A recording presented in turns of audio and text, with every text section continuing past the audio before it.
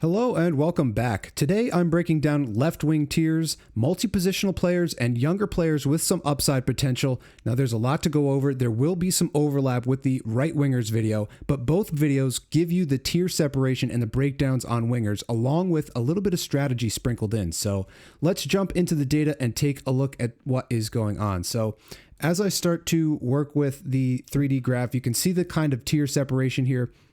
You've got elite guys in yellow.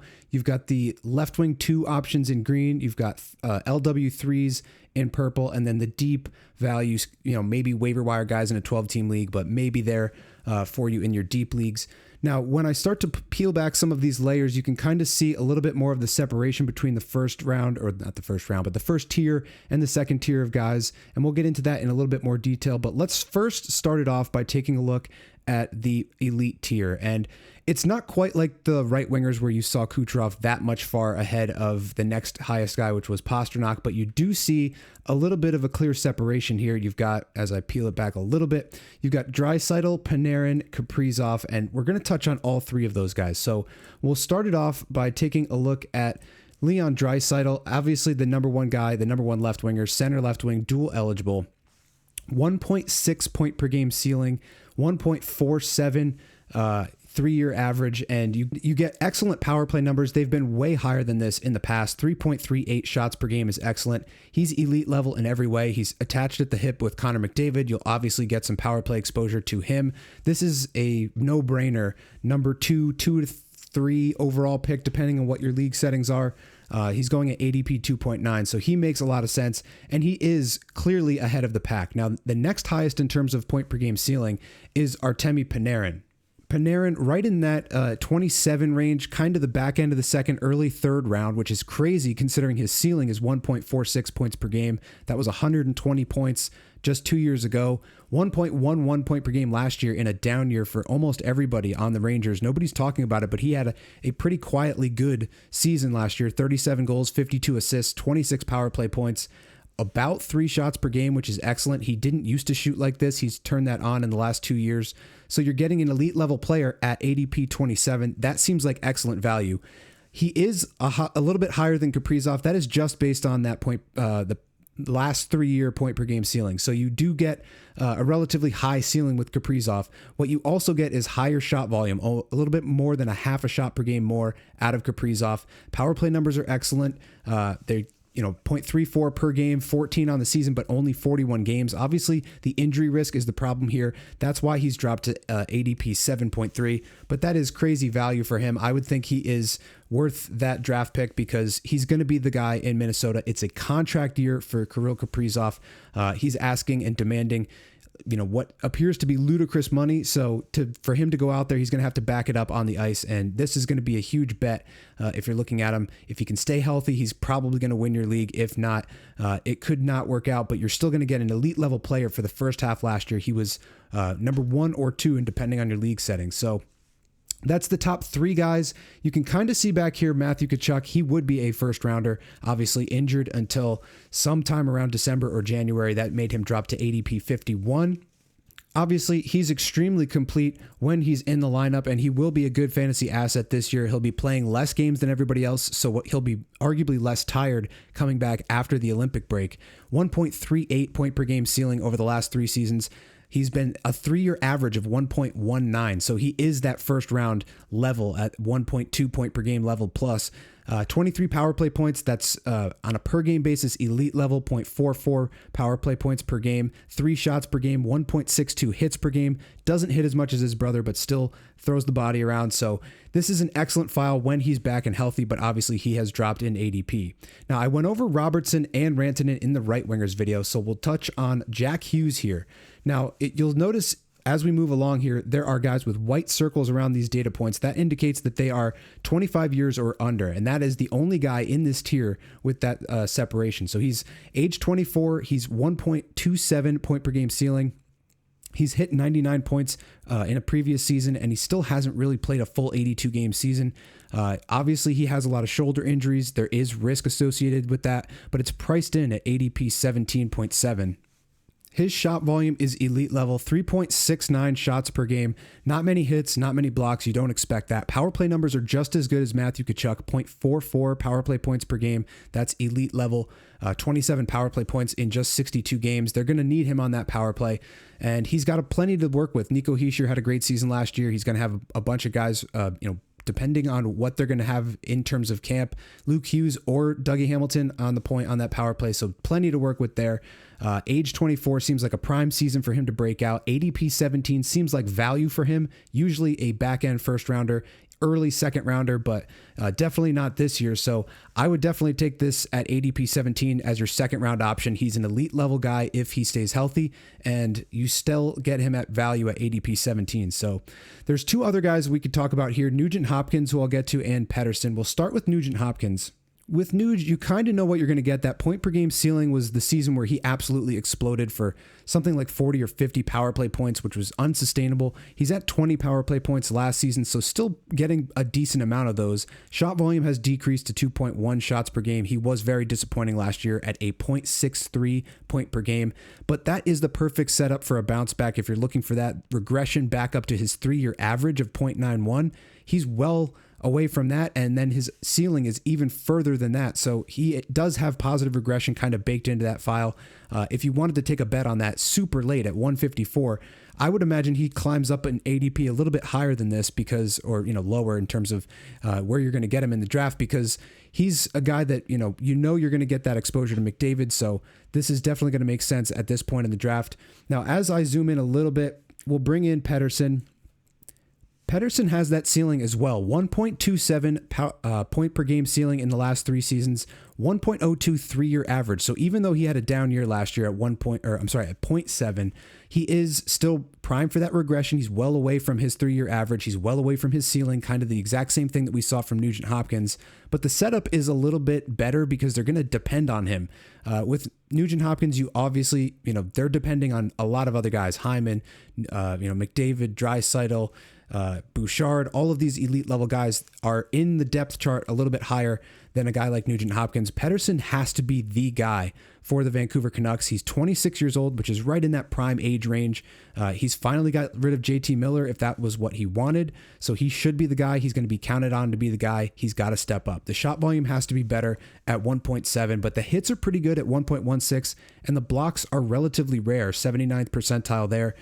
In terms of blocks per game, and that's coming from a forward, a center left wing dual eligible forward that you can get at ADP 62, which seems like crazy value for a guy who used to be a first or second rounder, has kind of slid from that to a third or fourth rounder, or maybe at this point even a fifth rounder. So you can definitely get some value on him, and I don't know if you would necessarily think of him in this tier, but his point per game ceiling puts him there, so that's why he is listed here. So that's the elite level tier. Let's compare that with the next tier, the second level guys, and you can kind of see the breakdown.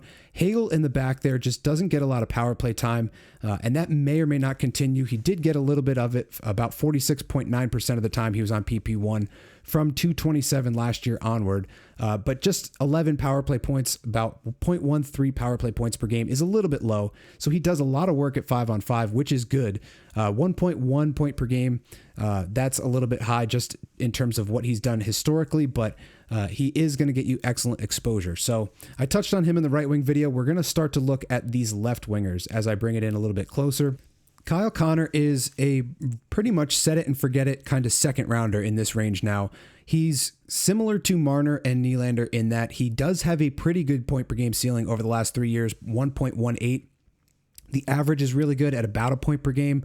You just don't get that elite level ceiling out of some of those other guys, but you do get last year 1.18 was his highest year, 41 goals, 56 assists, excellent stuff there, 28 power play points, 3.26 shots per game. So a shooter, a goal scorer, half a goal per game, about a 40 goal pace pretty much every single year. So you're getting a really scarce position in terms of a goal scoring left winger. There's not a lot of those 40, 50 goal scoring left wingers, unless you want to count the multi-position guys like Tage Thompson and whatnot, who you do see a little bit in the other right wing video. You also get a little bit of that out of Jason Robertson, but in terms of what you can find, you could do a lot worse than Kyle Connor. He definitely deserves to be drafted there at 16. So I would definitely take that. If you want a different option at a little bit better value, you can go with Jake Gensel.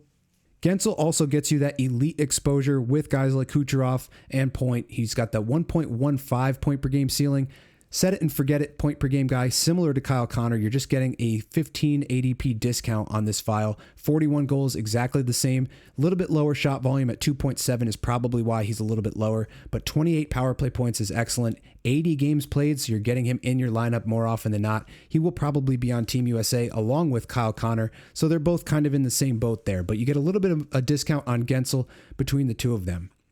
Now, if you're in a category league, that's where things change, and we have to kind of look at this section over here further to the left. If I back out, this is completeness on this axis. So the further to the left are the most complete guys. You can see Philip Forsberg there at 25.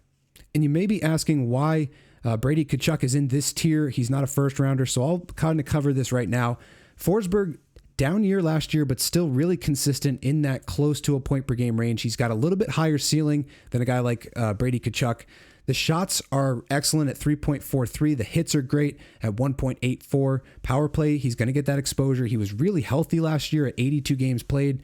26 power play points is pretty good. So everything lining up there, he's kind of in that age range where you know what you're going to get. He's probably not going to pop off for a crazy season, but if you look at his trend over time, he usually has a great year and then sort of a regression year and then another good year. And in those good years, he's elite level, usually a late first, early second round type of value, and you're getting him at ADP 25. So it seems like a really strong option there. But obviously, Brady Tkachuk should be a first round pick. You kind of get a unicorn out of him. 3.17 hits per game, 4.11 shots per game, which is top 3 in the NHL, and you're getting 0.32 power play points per game and a little bit of goal scoring. The overall production has been relatively down, 0.76 point per game.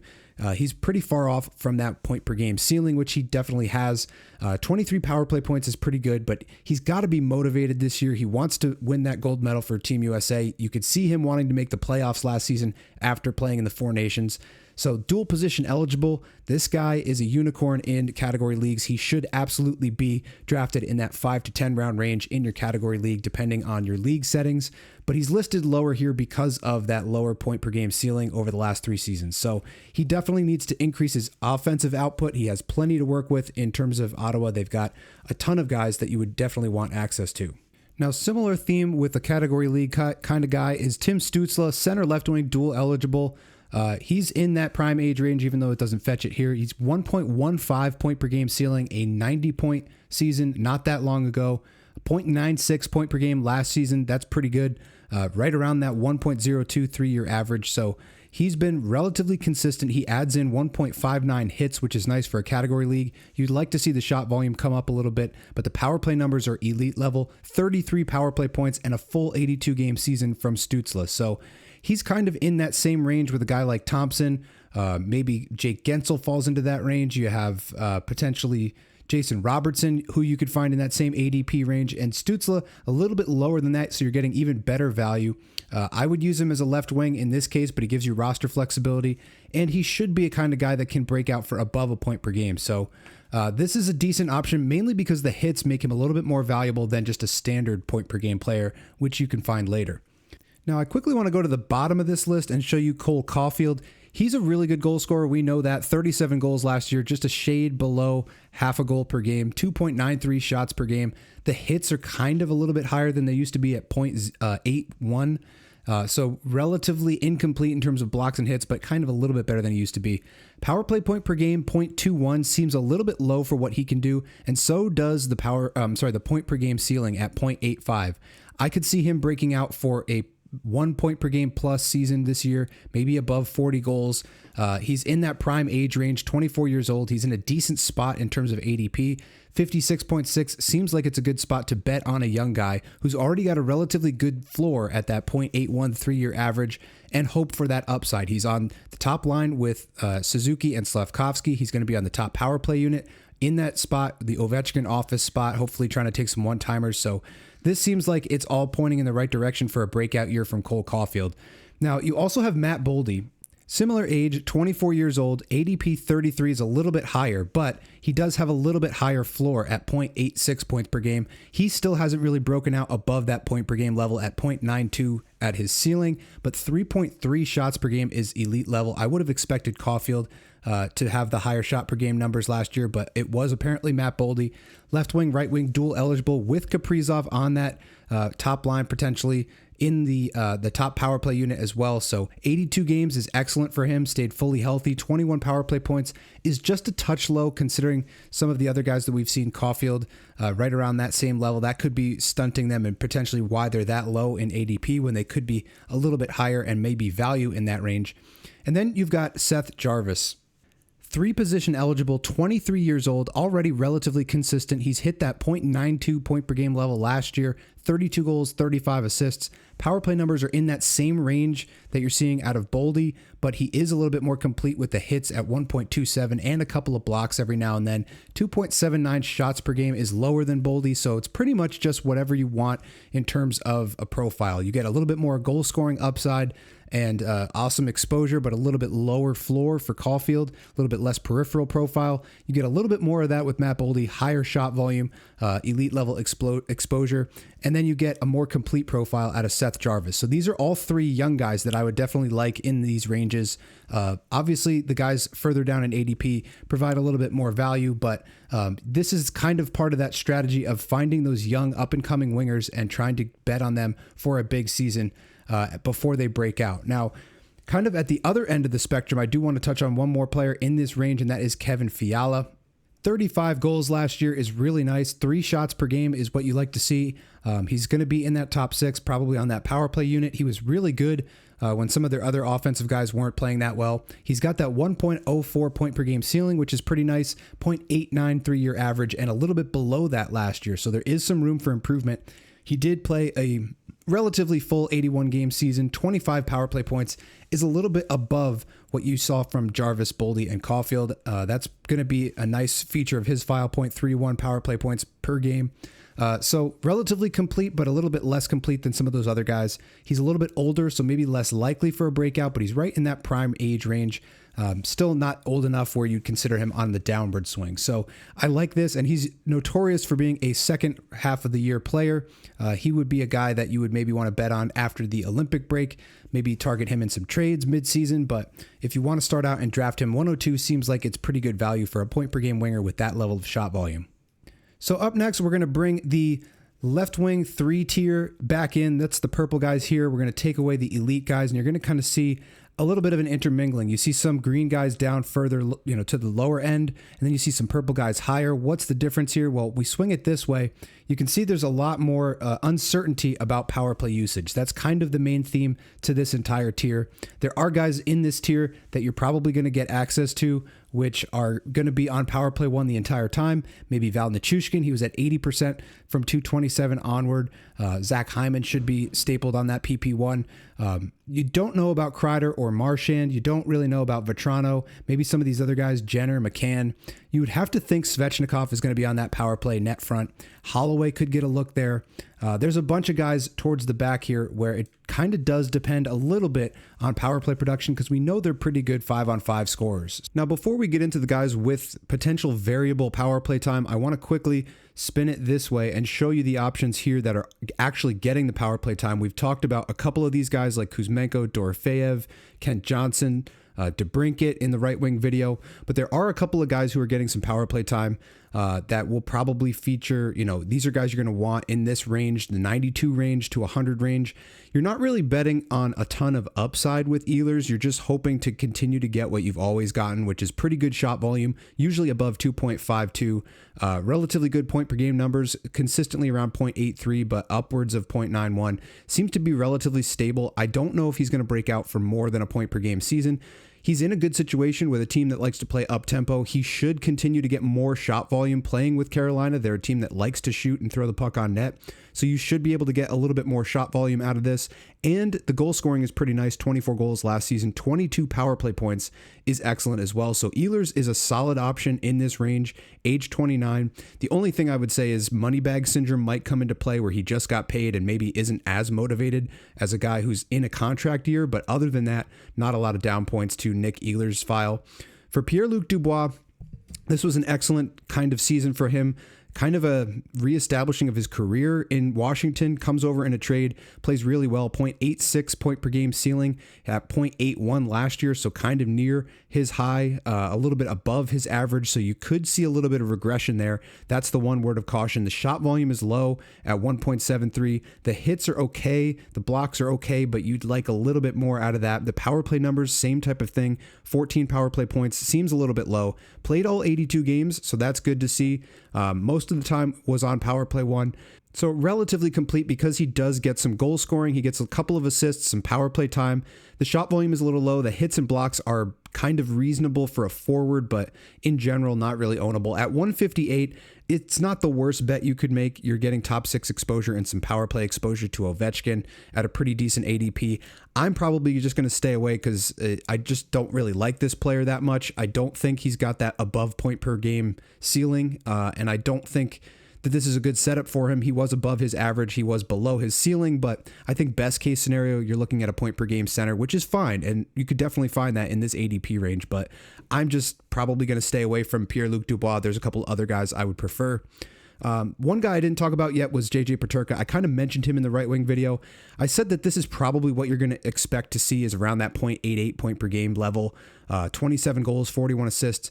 The only thing that I'll say to add to that is I saw him playing with Dylan Guenther in preseason, and if that's the line assignment for Peterka, I do like this just a touch more than I would have, just because Guenther is, I think, an elite level goal scorer, so you're going to rack up assists with Peterka. He's used to playing with the goal scorer like Tage Thompson. That's why I said that this isn't, or at times Tage Thompson. He's also been with Cousins and Quinn, but both of those guys can score some goals as well. Maybe not at the level that Guenther and Thompson can, but he's been with guys who can score, and these are kind of his numbers. So that's why I said that, but I do like the idea of him playing with Guenther. That could increase his value. At 129, there's really no reason not to draft him in this range. So he's in that prime age range. It's not pulling it up here, but I believe he's under 25. So you're definitely getting a guy who could break out for that season. The shot volume is decent at 2.25. Everything else looks pretty good. The goal scoring rate is good at 0.35, 27 goals last year, 18 power play points, could increase if he's going to get more power play time. But yeah, I kind of expect between this and a point per game out of Peterka, which is pretty good if you're finding that at ADP 129. Now, a couple of guys we'll get into as I spin it back this way. This is where the power play exposure kind of comes into play. I'll back it out a little bit. A bunch of guys here. Hyman is going to start the year injured, so he will probably be power play one when he comes back. You're maybe not going to get a ton of raw point totals out of him just because of the fact that he's missing some time, but he should be primed for a bounce back. 0.60 point per game last year. His ceiling is above a point per game. Obviously, his goal scoring has been above 50 goals. So he is a guy who should be primed for a bounce back. 2.88 shots per game is really good. The power play numbers should come up. He's getting you McDavid and Draisaitl exposure on that power play at 103. And if it tends to drop because of that injury, I definitely like picking up Hyman there. Nichushkin should be power play one, especially with all the guys they've lost. Sometimes they do like having Lehkonen on that unit. Maybe Landeskog sees some time there, but I think they would start with Nichushkin just because they know that it's a relatively good fit. He's a big body. He can move the puck down low and work it with McKinnon. The power play numbers haven't been that great in terms of raw totals. He just hasn't played a ton of games last year and the last couple seasons with some off-ice stuff, but 2.74 shots per game is great. 1.28 hits per game is excellent. This is the kind of profile that you would want to see out of maybe Timo Meier, but with a little bit higher ceiling out of a guy like Nichushkin. You're just getting a lot more risk, so that's why if you do see Timo Meier in the same tier, you're getting a little bit of a safer play just because he doesn't miss time the way Nichushkin does. But this is a guy I would be all over, and even if he's out, you just stash him and hope he comes back, because when he's in the lineup, he is really good. He's been at pretty much a point per game level, 0.89, 0.98 in that range, a little bit lower than that last year, but 21 goals, very goal heavy. That's a setup for 40 goals on an 82 game season. So that's why you're drafting him if you're in that range. Now, a couple of other guys that you could look at, they're kind of stuck here. You've got Marchand and Kreider. I don't know how the power play unit is going to shake out in Anaheim. I think they're going to use 2 units, and Kreider will be on one of them. I just don't know which one will be power play one. Very far off his 0.92 point per game ceiling. Probably going to be closer to that 0.68, but he will rack up power play goals if he is on a power play, especially if he can get those tip-ins from Jackson Lacombe. He's really good in front of the net, so Very goal heavy, almost no assists last year. I've never seen a file like that. Only 8 assists in a 68 game season, which is crazy. But the hits is nice at 1.16, 2.24 shots per game is nice as well. For Marchand, you're getting a little bit of an elevated role in the lineup. Should be second line to start the year. They've had some injuries. Barkov is injured. I'll get into that in the centers video. You also have an injury injury to Matthew Tkachuk previously. So he will be factoring in more on the top power play unit. So his value should rise. 1.14 hits, 2.73 shots per game. So kind of even better than Chris Kreider in the sense that you're getting those metrics, but at a better rate. A little bit more power play production last year, higher point per game last year, similar point per game ceiling, better 3-year average. So he's been a little bit more consistent later in his career. He should get a really reasonable line assignment at 5-on-5 and some power play time. So I do like Brad Marchand, especially in that ADP range. The only problem is he's a single position left winger. And later in the year, once you get Matthew Tkachuk back and everybody else healthy, which they might not get Barkov back, but with the addition of Tkachuk, that will slot him down maybe on the third line. So the play here might be to draft him, play him for the first couple months of the season, have him pop off, and trade him for a guy who's good in the second half, maybe like a Kevin Fiala. Now, same type of thing with Chris Kreider and Frank Vatrano. They're both capable of being power play guys. They're both goal scorers, good shot volume. He's got even better hits volume, 2.09, always been a peripheral beast. But the point per game ceiling is lower than Kreider. The point per game last year was low, and he's not necessarily guaranteed a top 6 spot anymore. Used to be, but not the case at this point in his career. So 162 seems about right for a guy who you're going to get the shot volume and the hits. If you're in a points league and you're getting a point per shot, point per hit, that makes him valuable, especially at this ADP, but I just don't know about the power play time there. Boone Jenner might get some power play time. He's another peripheral guy, 2.69 shots, 1.65 hits per game. Same type of things in terms of this point per game ceiling, 3-year average, all of that.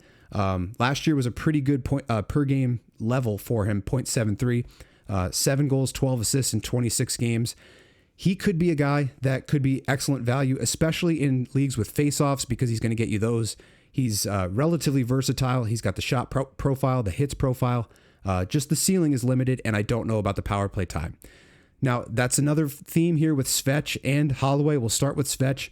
Always been that guy. I think I mentioned him in the right wing video. Just hasn't popped off for that elite level above a point per game season. But the 2.0 hits, 2.5 shots profile is excellent. The power play numbers are good. He should get a little bit of a boost in terms of his raw numbers because they're bringing in a guy like Ehlers, and they have other guys that are stepping up. Jackson Blake, Logan Stankoven, maybe another year of growth out of those two guys. So this should be good, but only 40% of the time last year was he on power play 1 after 227. So a word of caution there. And this is, one of those setups where you could bet on that season happening this year. He's 25 years old, in that prime range to break out. But we just haven't seen it yet. So that's why he's in this tier. In terms of Dylan Holloway, 0.82 point per game ceiling is pretty good. He's still young and, kind of coming up.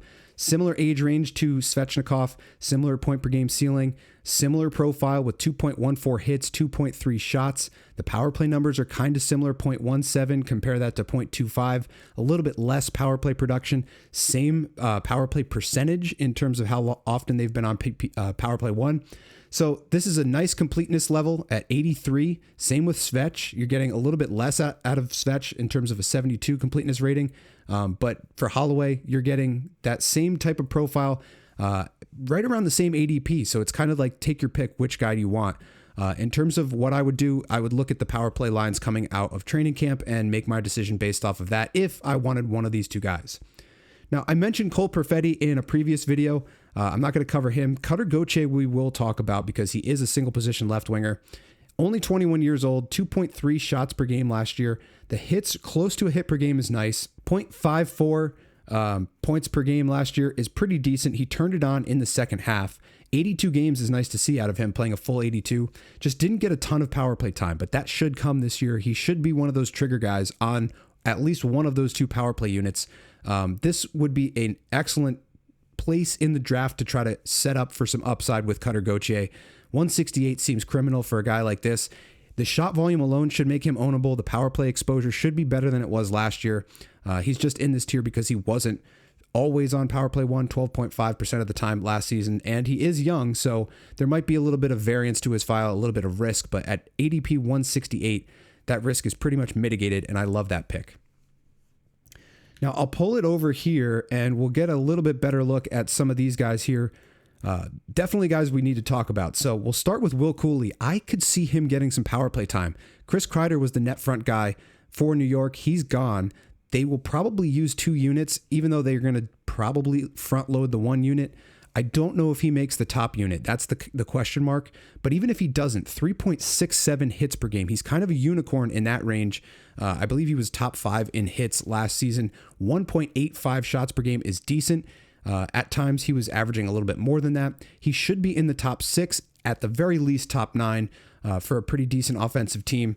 They were actually not that bad 5-on-5. The power play struggled last year. And if he's getting a little bit of net front power play time on PP2, that's going to be decent because even without that, he's ownable. Just for the hits volume, the shots are pretty good. The goal scoring was decent, 20 goals last year in 82 games, only 3 power play points, and he had 45 on the year. So doing almost all of it 5-on-5. 23 years old, right in that prime age range. This is a category league beast. That's why if you look this way, he's very complete. So that's what I'm looking for in terms of a category league profile is Will Cooley, and I would draft him all day at 157 in that range for at least just the hits profile. Now, if you want a little bit more than that, Owen Tippett, 1.5 hits per game, 2.44 shots per game, gives you better shot volume out of a guy who has that a little bit better ceiling just in the past, 0.68 point per game ceiling. Seems low for Tippett. He's a dual position left wing, right wing guy. He does have a relatively complete profile. 7 power play points seems low. Their power play was not very good last year. It should improve this year, just given the fact that they've got Zegras over there now. Maybe they've got a little bit better coaching potentially. I'm not going to throw any shade at Tortorella and his staff, but they're bringing in Rick Tocchet. Maybe things change a little bit for the better. And he only got 10% of the power play one time last year. That could change as well. I don't know how they're going to factor in Michkov and some of the other elite level guys that they've got. Konechny probably factors in on PP1 and maybe Tippett plays PP2. That's the reason why he's in this tier, is just that question mark of the power play time. But ADP 170 seems like a really nice place to get him. The shot and hit profile is nice. The blocks are decent as well. So I definitely like this, and it could be a perfect setup for a bounce back. He's in that range, 26 years old, where he could break out for that season. Now, Quinton Byfield, I believe in the past has been 3-position eligible. His ceiling, 0.69, is pretty good. He's kind of the same as Lafreniere. They were the same draft class, and they've both shown flashes of being an elite player in the league, but they just haven't put it together on a regular basis. 7 power play points is probably the reason for Byfield's production, as we saw with Lafreniere. Lafreniere is also just stunted by his power play numbers at 4 power play points. I believe his career high is 6 power play points in a season. So both of these guys could use some power play time. Shot volume is just a touch low at 1.94. Hits about a hit per game is okay. That's not that bad. You're getting a reasonable profile out of him. If you're getting 3-position eligibility, top 6 exposure in LA, and a little bit of power play time, this is a perfect type of bet late in your draft to throw on Quinton Byfield. This should be a nice setup for him. That power play percentage should increase.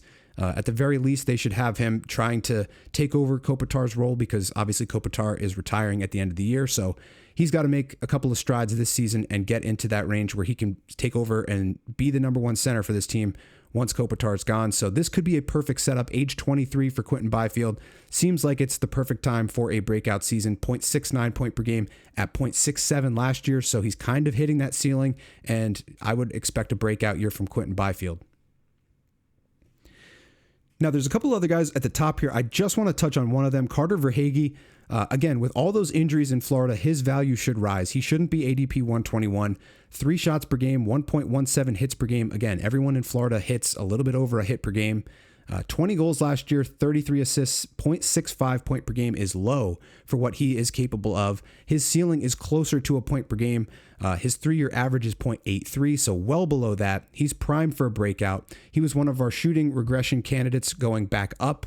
Shot very low last year, should be much better this season. This is a perfect setup for a bounce back. Only 10% of the power play time. That should change just given the injuries that they've had. So Verhaeghe, single position left winger. This is one of the rare ones at this ADP range that I would definitely take. A single position left winger as opposed to a multi-position younger guy. But this is a nice setup. He's 30 years old, so maybe not primed for another breakout kind of season, but I definitely could see him kind of aging nicely and getting back up to somewhere near that 0.83 to 0.9 point per game ceiling level. So this is a nice setup for Verhaeghe. I definitely like that. I'll just quickly look at Malkin and Granlund. Malkin, you kind of know what you're going to get at this point. When he's playing, he's pretty much at that 0.75 point per game level. Used to be a point per game guy, used to have a little bit better shot volume. Power play numbers are still pretty good, and they're not a great team, so they will probably still use him on the power play. Him, Crosby, probably Raquel, maybe Rust, Erik Karlsson. That's still a pretty good power play, and you're getting exposure to that super late in ADP. I just would prefer a younger guy at that point in the draft, just taking shots on upside. So I'm not going to do this. I'll probably look at him on the waiver wire in a favorable week for that.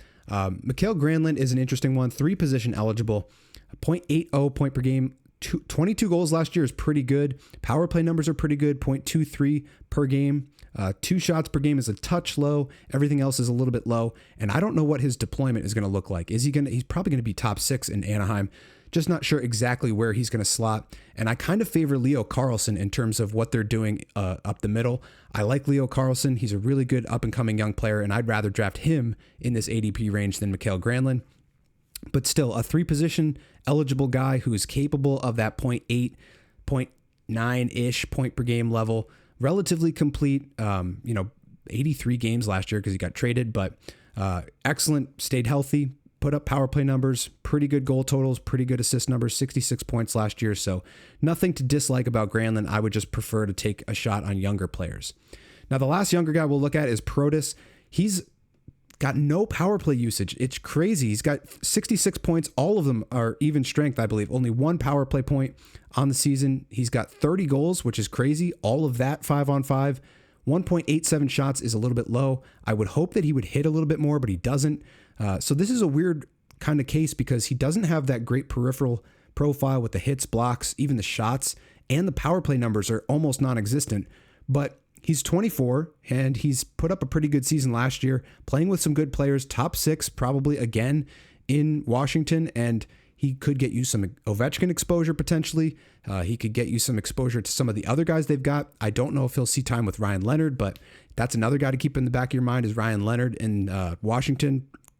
Good up-and-coming young player, but so too is Protas, and he could be available super late in the draft, ADP 162.